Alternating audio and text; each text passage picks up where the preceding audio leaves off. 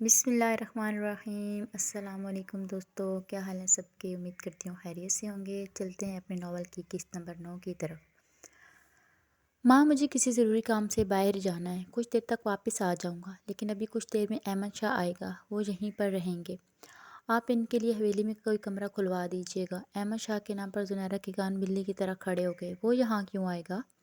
وہ چھٹیوں پر آئے ہیں اور گاؤں میں رہنا چاہتے ہیں، انہیں کچھ کام بھی ہے، اسی لیے یہاں رکیں گے۔ چھٹیوں پر آیا ہے اور گاؤں میں رہنا چاہتا ہے تو پھر کسی بھی جگہ پر رہے، پورا گاؤں خالی مکانوں سے بھرا پڑا ہے، حویلی میں آنے کی کیا ضرورت ہے؟ ماں، انہیں میں نے اجازت دی ہے، مگر تم نے بھی کیوں دی ہے؟ زنیرہ کو کچھ گڑبڑ کا احساس ہو رہا تھا۔ احمد شاہ اس کے شوہر کا دوست تھا، لیکن آدم بلوچ کی وفات کے بعد جب اس کی اپنی شادی شدہ لائف بالکل ختم ہو گئی تو کچھ سالوں کے بعد اس نے زنیرہ کو اپنی زندگی میں شامل کرنے کی دعوت دی، جس پر اس نے صاف انکار کر دیا۔ لیکن وہ ایک نمبر کا ڈھیٹ انسان تھا، مجال ہے جو پیچھے ہٹنے کا نام لیتا ہو۔ سالوں گزر گئے، لیکن آج بھی اس کی ایک ہی رٹ تھی، زنیرہ کو اپنی زندگی میں شامل کرے گا۔ بری بات یہ تھی کہ التمش کو بھی وہ اپنے سوتیلے باپ کے روپ میں قبول تھا، اور اب وہ اسے حویلی میں لا رہا تھا۔ کیا وجہ تھی آخر اس کے پیچھے؟ التمش، میں خوب سمجھ رہی ہوں تم کیا کرنا چاہتے ہو، لیکن جو سوچ رہے ہو ایسا ہرگز نہیں ہوگا۔ تمہیں شرم آنی چاہیے، تمہیں اس عمر میں اپنی ماں کو… میں جو سوچ رہا ہوں وہ بالکل صحیح سوچ رہا ہوں۔ اگر میری ماں کی زندگی میں چند خوشیاں آ جائیں تو اس بات میں مجھے کوئی شرم نہیں۔ تم ابھی بچے ہو، میں اتنا بھی بچہ نہیں ہوں کیا میں آپ کی ساری زندگی کے ویرانے کو نہ دیکھ سکوں۔ آپ کو کیا ملا ہے زندگی میں؟ صرف 2 دن کی شادی؟ صرف 2 دن کی شادی شدہ زندگی کے بعد میری ذمہ داریاں اور بلوچ خاندان کی نفرت۔ آپ کو پورا حق ہے اپنی زندگی جینے کا، اور ویسے بھی کس عمر کی بات کر رہی ہیں آپ کہیں سے بھی ایک جوان جہاں لڑکے کی ماں نہیں لگتی۔ آپ کو کوئی بھی دیکھ کر نہیں کہہ سکتا کہ آپ کا کوئی اتنا بڑا بیٹا بھی ہوگا۔ آپ کو خدا نے ایسی خوبصورتی اور جوانی کی دولت دی ہے کہ شاید یہ ابھی اور کئی برسوں تک آپ کو چھوڑ کر نہیں جائے گی۔ اللہ کی اس نعمت کا بھرپور فائدہ اٹھائے۔ کوئی آپ کی طرف قدم بڑھا رہا ہے تو اس کا ہاتھ تھام لیں۔ تم پاگل ہو گئے ہو، جانتے بھی ہو تم کیا بول رہے ہو۔ میں ٹھیک بول رہا ہوں، آپ نے ہی کہا تھا نا کہ اس دنیا میں محبت سب سے قیمتی اثاثہ ہے، تو وہ قیمتی اثاثہ آپ کی دہلیز پر کھڑا آپ کی ایک ہاں کا منتظر ہے۔ آپ چاہیں تو اسے تھام لیں، چاہیں تو اسے ٹھکرا دیں، لیکن ایک بات یاد رکھنا ماں، وقت ہمیشہ ایسا موقع نہیں دیتا، اور وہ کتنے سالوں سے آپ کی ایک ہاں کے منتظر ہیں۔ وہ اپنی بات کہہ کر جا چکا تھا۔ زنیرہ غصے سے مٹھیاں بھینچ کر رہ گئی۔ اس انسان نے میرے بیٹے کا برین واش کر دیا ہے، میں اسے نہیں چھوڑوں گی۔ آ جائے ایک بار حویلی، ایسا مزہ چکھاؤں گی کہ زندگی بھر میرے آس پاس بھی نہیں پھٹکے گا۔ یار، تم نے وعدہ کیا تھا حویلی کے اندر جاتے ہی مجھے بلا لوگے، لیکن تم وہاں حویلی کے اندر عیش کر رہے ہو اور میں یہاں انتظار۔ عدنان کا منہ بن گیا۔ اس کا بس نہیں چل رہا تھا، وہ کچھ بھی کر کے حویلی کے اندر گھس جائے اور وہاں جا کر نازلی کو اپنا بنا لے۔ تمہیں کیا یہ سب اتنا آسان لگتا ہے؟ ہتھیلی پر سرسوں جمانا چاہتے ہو؟ حویلی کے اندر جانے کے لیے مجھے خود سالوں لگ گئے، اور میں تمہیں دوسرے ہی دن لے جاؤں؟ اچھا مذاق ہے تمہارا۔ التمش نے اسے کھڑے کھڑے جھاڑ دیا۔ لیکن کچھ تو کرو، اب تو تم حویلی کے اندر ہو تو مجھے لے جاؤ۔ ہاں ٹھیک ہے، میں کوئی ایسا بہانہ بناتا ہوں جس کے بعد تم اندر آ سکو، ورنہ یوں کسی غیر کا حویلی کے اندر آنا ممنوع ہے۔ لیکن میں کوئی غیر نہیں ہوں، میں وہاں اپنی بیوی لینے آؤں گا اور اپنی بیوی لے کر چلا جاؤں گا۔ مگر ابھی وہ تمہاری بیوی نہیں ہے۔ التمش نے اس کے ناقص معلومات میں اضافہ کیا۔ ہو جائے گی، تو جب ہوگی پھر بیوی کہنے کے حقدار بھی کہلاؤ گے۔ ابھی وہ کسی اور کی بیوی ہے، اور وہ مبشر کھڑے کھڑے تمہیں اس دنیا سے رخصت کر دے گا اگر اس کی بیوی کی طرف دیکھا بھی۔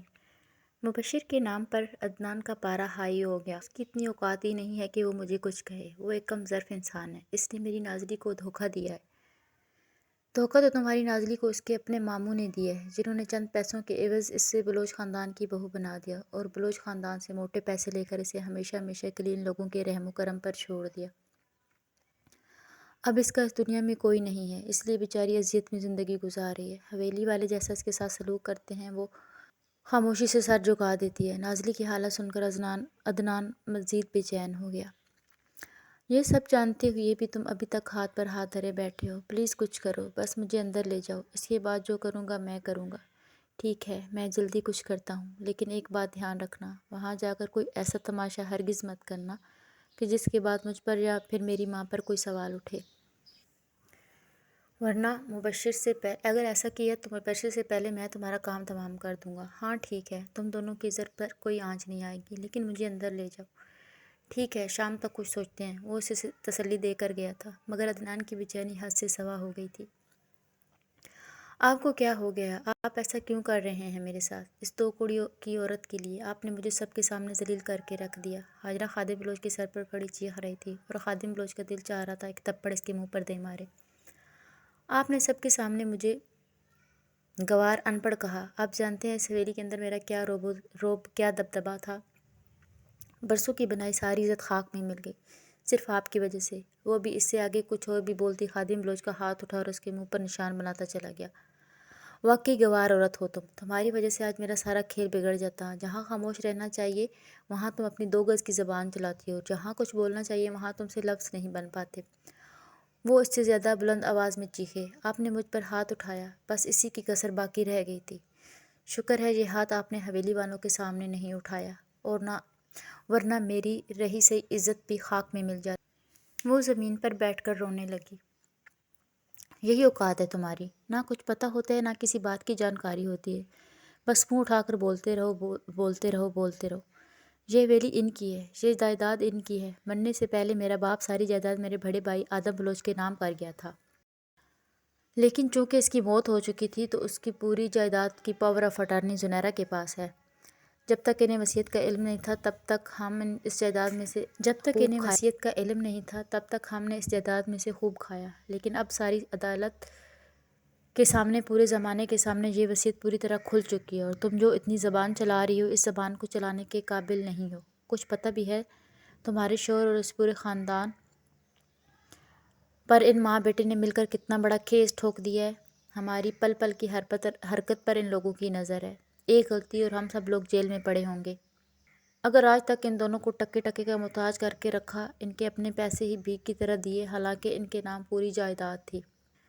یہاں جان حلق میں آئی ہے، وہ دونوں 2 دھاری تلوار کی طرح پورے بلوچ خاندان کا گلا کاٹنے کے لیے تیار ہیں، لیکن تمہیں اپنے 2 ٹکے کے رعب اور دبدبے کی پڑی ہوئی ہے۔ آئندہ اگر میں نے تمہیں زنیرہ کے سامنے زبان چلاتے ہوئے دیکھ لیا یا اس کے کسی بات کو تم نے نہیں مانا تو اس سے پہلے میں تمہارا گلا دبا کر مار دوں گا، ساری فساد کی جڑ ہی ختم ہو جائے گی۔ ہاجرہ نے اپنا رونا بھول کر خادم بلوچ کی طرف دیکھا۔ تم مجھے اچھے طریقے سے جانتی ہو، اس جائیداد کو لے کر میں نے کتنی محنت کی ہے، اپنوں کے بھی گلے کاٹے ہیں، پھر تو تم کوئی چیز ہی نہیں ہو۔ اگر میرے راستے میں آنے کی کوشش بھی کی یا تمہاری وجہ سے میرے پلان میں ذرا سی بھی گڑبڑ ہوئی تو تم اپنا انجام سوچ کے رکھنا۔ ایسے ٹھوکر مار کر وہ کمرے سے باہر نکلتے چلے گئے۔ وہ حیرت زدہ سی گال پر ہاتھ رکھے زمین کو گھور رہی تھی۔ یہ چند ہی دن میں کایا پلٹ کیسے ہو گئی تھی؟ اس کا شوہر اسے دھمکی دے رہا تھا، وہ بھی جان سے مارنے کی۔ وہ بھی تو اس جائیداد کو پانے کے لیے آج تک برابر کی شریک تھی، لیکن آج ہر کوئی اس کے خلاف کھڑا ہو گیا تھا، اور یہی چیز ثابت کر رہی تھی کہ وقت بدل رہا ہے، شاید مقافات عمل کا نگاڑا بج چکا ہے۔ اپنی بیوی کو ذلیل و خوار کر کے جیسے ہی وہ کمرے سے باہر نکل کر ہال سے ہوتا ہوا حویلی کے باہر جانے لگا تو سامنے ہی میجر احمد شاہ کو کھڑے دیکھ کر اس کے 14 طبق روشن ہو گئے۔ پہلے کیا مصیبتیں کم تھیں جو اب میجر احمد شاہ بھی آ گیا۔ دوسری بڑی بات یہ تھی کہ اس کے ہاتھ میں 2 بڑے سفری بیگ بھی تھے۔ یقیناً وہ یہاں رکنے آیا ہے، مگر اسے یہاں بلایا کس نے؟ اس نے مسکرا کر خادم بلوچ کی طرف دیکھا، لیکن خادم بلوچ رسماً بھی نہ مسکرا پایا۔ انہیں تو اپنے گلے پر 2 کے بعد اب ایک دوسری تلوار بھی لٹکتی ہوئی محسوس ہو رہی تھی۔ تھوک نگل کر وہ پھیکا سا مسکرائے اور اس کی طرف بڑھے، مگر بدلے میں احمد شاہ پورے جوش و خروش کے ساتھ ان سے ملا۔ کیسے ہو اتنے سالوں بعد؟ بس ٹھیک ہیں، بھائی کے مرنے کے بعد تو تم نے اس طرف دیکھا ہی نہیں، ہماری بھابھی کی طرف ہی آتے جاتے رہے۔ اس کا طعنہ وہ خوب سمجھ رہا تھا۔ بس اب کیا کریں، ہمارا کام ہے کچھ ایسا، جہاں ضرورت ہوتی ہے وہاں پہنچنا پڑتا ہے، لیکن کچھ کام ضرورت سے ہٹ کر بھی کیے جاتے ہیں۔ خادم بلوچ اب خود پر قابو پا چکا تھا، اس لیے بھرپور لگاوٹ کا اظہار کرتے ہوئے شکوہ کرنے لگا۔ یہ تو تم نے بالکل ٹھیک کہا، دیکھو میں تمہاری شکایت دور کرنے آ گیا۔ یہ ہماری شکایت دور کرنے کی کارروائی تو نہیں لگتی، یہ تو مجھے کوئی اور ہی سین لگ رہا ہے۔ خادم بلوچ کی جانتی نظریں کچھ کھوج رہی تھیں۔ خیر وہ مسکرایا تو گال کی ایک طرف ڈمپل پڑا۔ ویسے ماننا پڑے گا، میرے بھائی کی عمر کے ہو، لیکن آج بھی تم نے جوانوں سے مقابلہ لگایا ہوا ہے۔ بس کچھ اپنی احتیاط اور کچھ آرمی کی کروائی گئی کثرت کا اثر ہے کہ ہم آج بھی جوانوں سے مقابلہ کرتے ہیں۔ اس نے خادم بلوچ کی حالت دیکھ کر آنکھوں ہی آنکھوں میں نہ جانے کیا جتایا۔ اس کے جواب پر خادم بلوچ شرمندہ ہوتا ہوا اپنی قمیض درست کرنے لگا، لیکن چاہ کر بھی ان کا حلیہ اب درست نہیں ہو سکتا تھا، کیونکہ ان کا پیٹ اس قدر باہر تھا کہ ایسا لگتا تھا جیسے ان کے پیٹ میں کوئی 7 ماہ کا بچہ پل رہا ہو۔ مگر میجر احمد کی آنکھیں ان سے ہٹ کر پوری حویلی میں کسی کو تلاش رہی تھی۔ یہاں آنے سے پہلے مطلع ہی کر دیتے، ہم تمہارے آنے پر کوئی پروگرام رکھ لیتے، کھانا بنواتے، تمہیں خوش کرنے کا انتظام کرتے۔ ارے نہیں نہیں، تم تو جانتے ہو خادم، مجھے ان سب چیزوں کا شوق نہیں ہے۔ اور ہاں، میں نے التمش کو اس بارے میں اطلاع دے دی تھی، اس نے میرے لیے کمرہ بھی تیار کروا لیا ہے۔ صبح ہی میری اس سے بات ہوئی ہے۔ التمش کے نام سن کر ہی خادم بلوچ کا حلق تک کڑوا ہو گیا۔ اچھا تو پھر ٹھیک ہے، تم فریش ہو کر تھوڑا آرام کر لو، مجھے بھی تھوڑا کام ہے، واپس آ کر بات کرتے ہیں۔ ہاں ٹھیک ہے، میں بھی فریش ہو جاؤں۔ لمبی مسافت کی تھکن الجھن پیدا کر رہی ہے۔ وہ اپنے بیگ اٹھا کر نوکروں سے پوچھتا ہوا اس کمرے کی طرف جانے لگا جو اس کے لیے تیار کروایا گیا تھا۔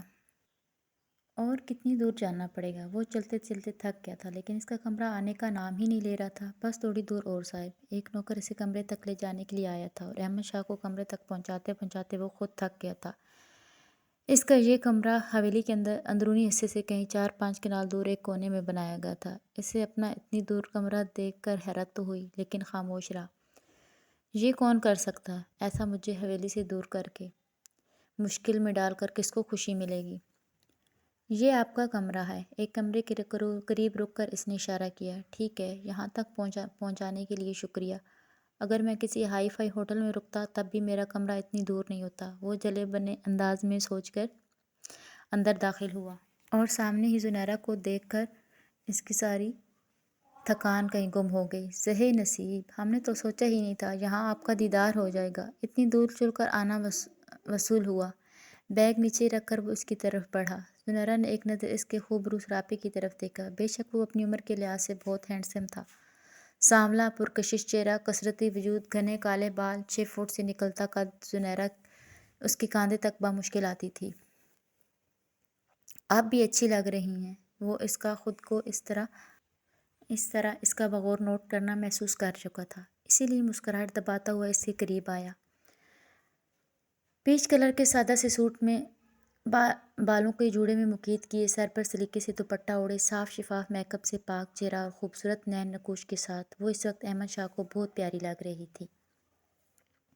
آپ کو نہیں لگتا آپ نے اپنے بارے میں کچھ زیادہ ہی غلط فہمیاں پال رکھی ہیں؟ اپنی چوری پکڑے جانے پر بجائے شرمندہ ہونے کے وہ الٹا اسے ہی ملامت کرنے لگی، لیکن وہ کھل کر مسکرایا۔ اب جو بات ہے سو ہے۔ خیر، کندھے اچکا کر اس نے احمد شاہ کی طرف سرسری نظر سے دیکھا۔ آج کے بعد یہ آپ کا کمرہ ہے اور آپ یہیں رہیں گے۔ وہ جانے لگی تو احمد شاہ نے اس کا ہاتھ پکڑ کر اپنی طرف کھینچا اور وہ اس کے چوڑے سینے سے آ لگی۔ یہ کیا بدتمیزی ہے؟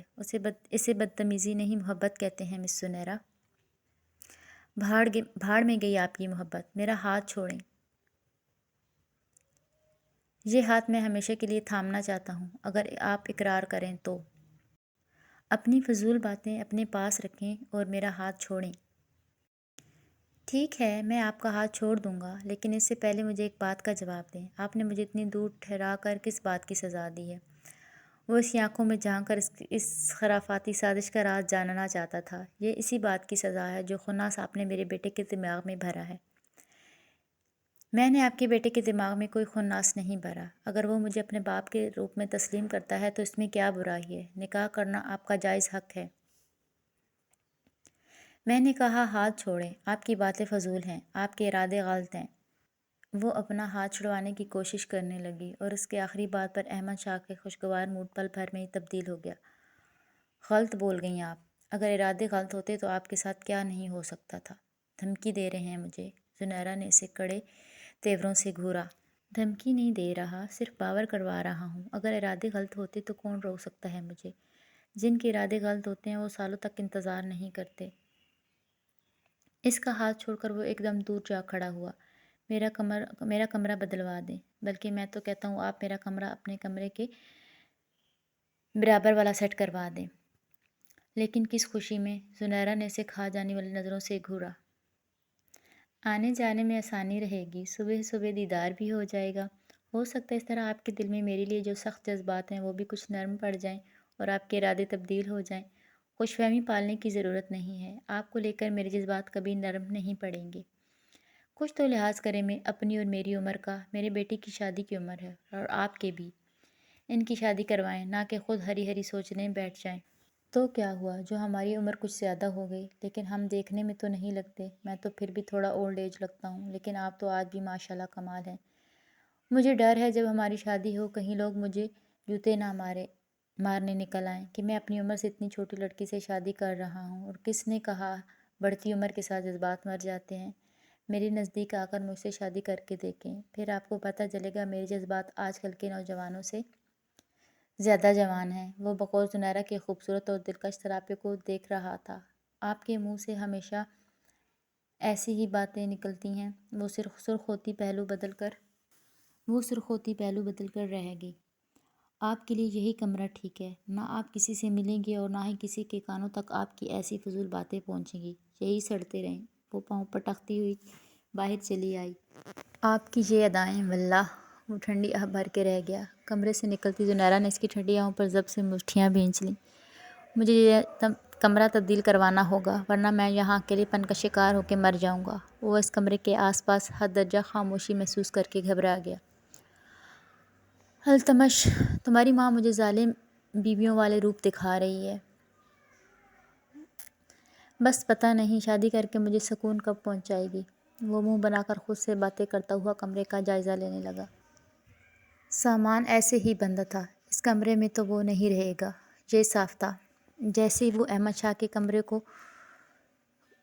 شاہ کو کمرے میں چھوڑ کر کچھ دیر آئی تو راستے میں اسے خالد بلوچ مل گیا۔ زنیرہ نے حیرت سے ادھر ادھر دیکھا۔ حویلی کے اس ویران حصے میں وہ کیا کر رہا تھا؟ تم یہاں پر؟ آپ جناب کا لحاظ اب وہ خالد بلوچ کے ساتھ نہیں کرتی تھی۔ ایک پل کے لیے وہ اندر سے سہم گئی۔ جو کچھ اس نے برسوں پہلے زنیرہ کے ساتھ کیا تھا، اس کے بعد اسے آج بھی خالد بلوچ کی موجودگی سے ڈر لگتا تھا۔ لیکن پھر بھی وہ خود کو مضبوط کرتے ہوئے اس کی آنکھوں میں آنکھیں ڈال کر دیکھنے لگی۔ مگر وہ اس کے راستے میں اڑ کر کھڑا تھا۔ میرے راستے سے ہٹ جاؤ خالد بلوچ، وہ دبے دبے لہجے میں غرائی۔ ارے ایسے کیسے بھابھی جی؟ اس دن تو مجھے موقع نہیں ملا، لیکن اب برسوں بعد کیوں نہ آپ جیسی حسین جوانی کو دوبارہ چکھ لیا جائے۔ ویسے آپ نے ایسا کیا کھایا ہے جو جوانی ڈھل کر ہی نہیں دے رہی؟ کچھ ہماری بیویوں کو بھی بتا دیا ہوتا، وہ تو وقت کے ساتھ ایسی بوڑھی ہو رہی ہیں جیسے۔ خیر، آج تو ہم دونوں دوبارہ ایک ہی ہو جاتے ہیں۔ اپنی گندی نظریں اور ارادے سنبھال کے رکھو خالد بلوچ، میں اب وہ نہیں ہوں جسے تم زیر کر لو گے۔ آپ وہی ہیں بھابھی جی، بالکل ویسا ہی ڈرامہ کر رہی ہیں جیسا اس دن کیا تھا۔ اور پھر آپ کو یاد ہے میں نے کیا کیا تھا؟ وہ ایک ایک قدم اس کی طرف بڑھ رہا تھا اور زنیرہ ایک ایک قدم پیچھے جا رہی تھی۔ آج بھی میں آپ کے کپڑے اتاروں گا، آپ کے سینے کے ابھاروں کو چوسوں گا اور حساس حصوں سے کھیلوں گا اور ایک ہی جھٹکے میں آپ کو چیر کر رکھ دوں گا۔ چھی! خالد بلوچ کی باتوں پر اس نے نفرت سے منہ پھیرا۔ میرے ساتھ غلط کرنے کی کوشش بھی مت کرنا اور نہ ہی مجھے اس بار کمزور سمجھنا۔ اس کا پورا وجود تھرتھرا رہا تھا، لیکن وہ خالد بلوچ پر اپنا ڈر عیاں نہیں کرنا چاہتی تھی۔ خالد بلوچ نے چاروں طرف نظر گھما کر دیکھا، کہیں کوئی جگہ، کہیں کوئی کمرہ کھلا ہو، اور پھر واقعی اسے کمرہ کھلا نظر آ گیا۔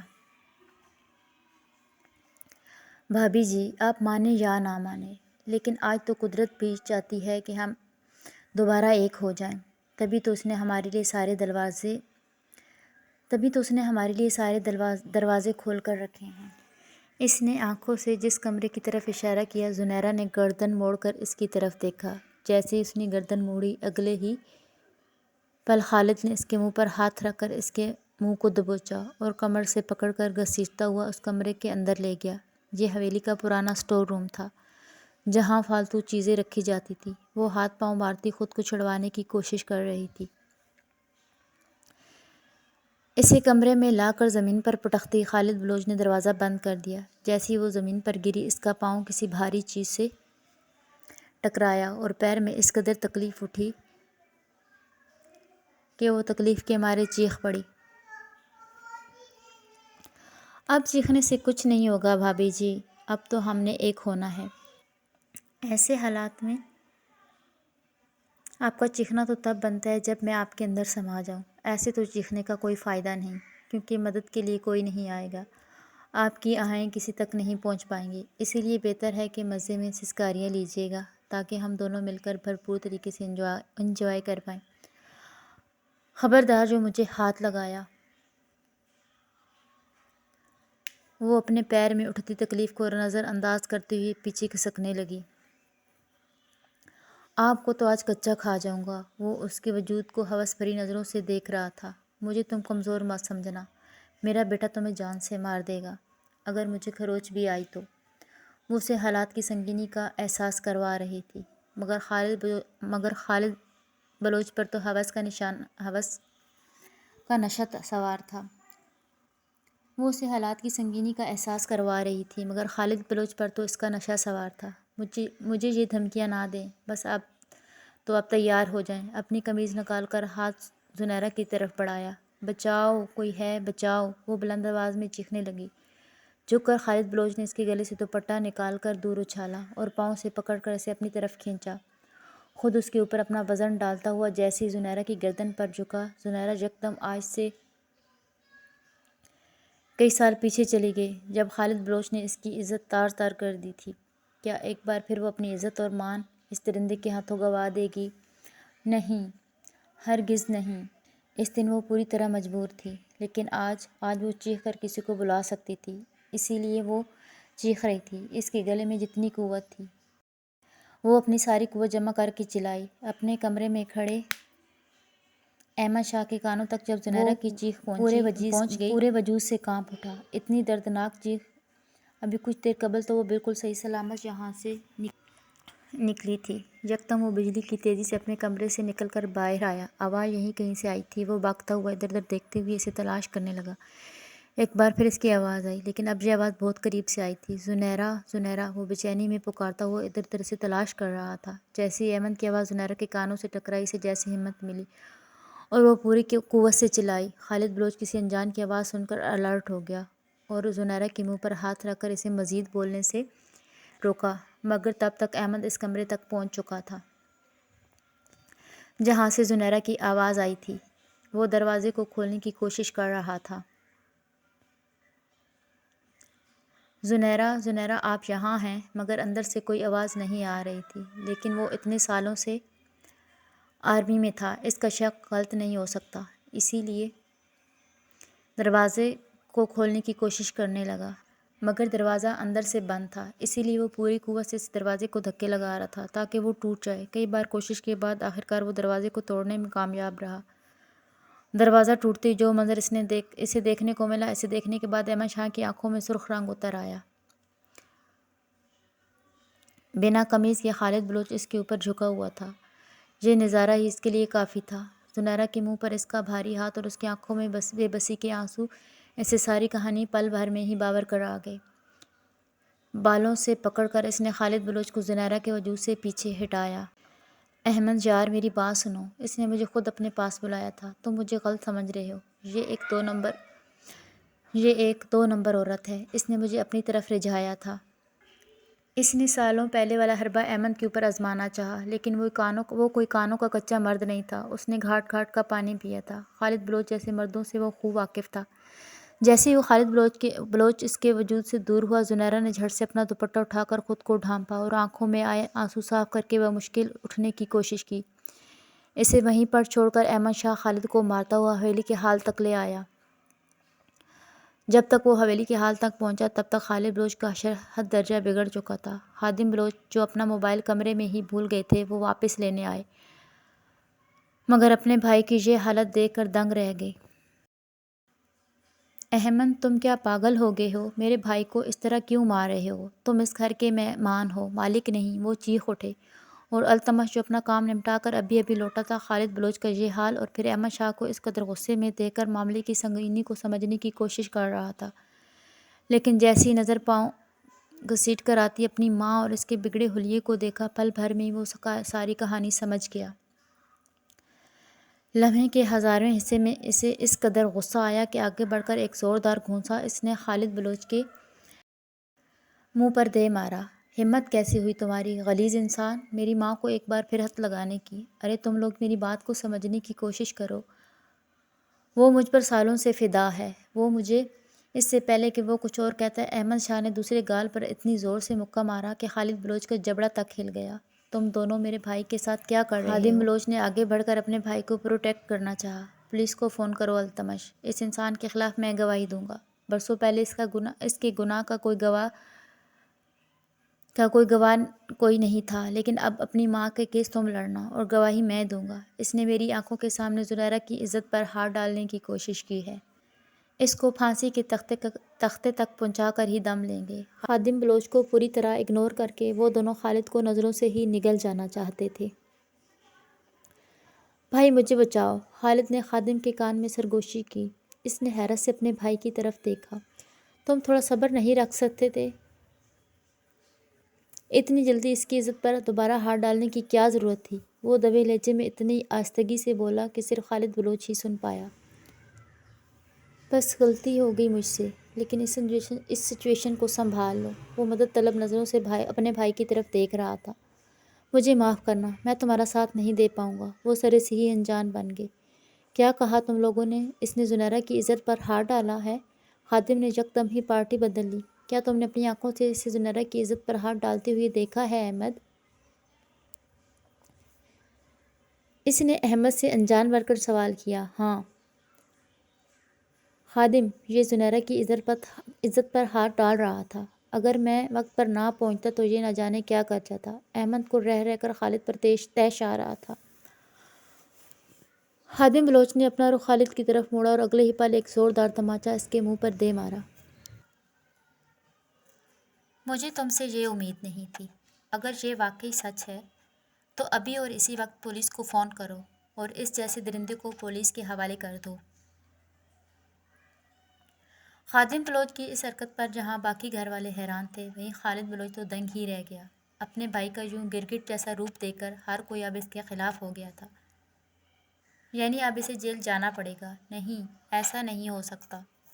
اس نے دیوار پر لگی بندوق نکال کر سب پر تان لی۔ مجھے اگر کسی نے ہاتھ بھی لگایا تو میں اسے جان سے مار دوں گا۔ اس کی بندوق کا رخ زنیرہ کی طرف تھا۔ اس عورت کی وجہ سے پہلے بھی میں ذلیل ہوا ہوں، اب اس عورت کا کھیل ہی ختم ہو جائے گا۔ نہ یہ رہے گی، نہ ہی یہ ذلالت ہوگی۔ اس نے گن لوڈ کی اور التمش اپنی ماں کے سامنے آ گیا۔ خبردار جو میری ماں کو ہاتھ بھی لگایا، اگر تمہاری گولی میری ماں کو چھو کر بھی گزری تو میں تمہیں اس دھرتی میں زندہ گاڑ دوں گا۔ گولی تو لگے گی، اور اچھا ہوا تم اس کے سامنے آ گئے۔ ماں کے سامنے بیٹے کو کھڑا کر کے گولی مارنے کا مزہ ہی کچھ اور ہوگا۔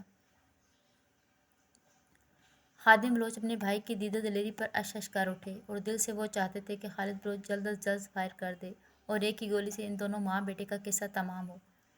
دل میں شدت سے وہ کہہ رہے تھے کہ جلدی کرو، جلدی کرو، جلدی کرو۔ وہ گولی چلا بھی دیتا، مگر اس سے پہلے ہی احمد نے ایک گھما کے لات اس کے ہاتھ پر دے ماری اور خالد بلوچ کے ہاتھوں سے بندوق چھوٹ کر نیچے جا گری۔ اگلے ہی پل اس نے گردن سے دبوچ کر خالد کو زمین پر پھینک دیا۔ تمہاری اتنی ہمت، میرے ہوتے ہوئے ایسے غنڈہ گردی کرنے کی ہمت بھی کیسے کی؟ وہاں سب لوگ طیش میں آئے تھے اور ساوری ایک طرف کھڑی تھر تھر کانپ رہی تھی۔ وہ تو پہلے ہی اپنے باپ کے گناہوں کا ازالہ نہیں کر پا رہی تھی اور اب ایک بار پھر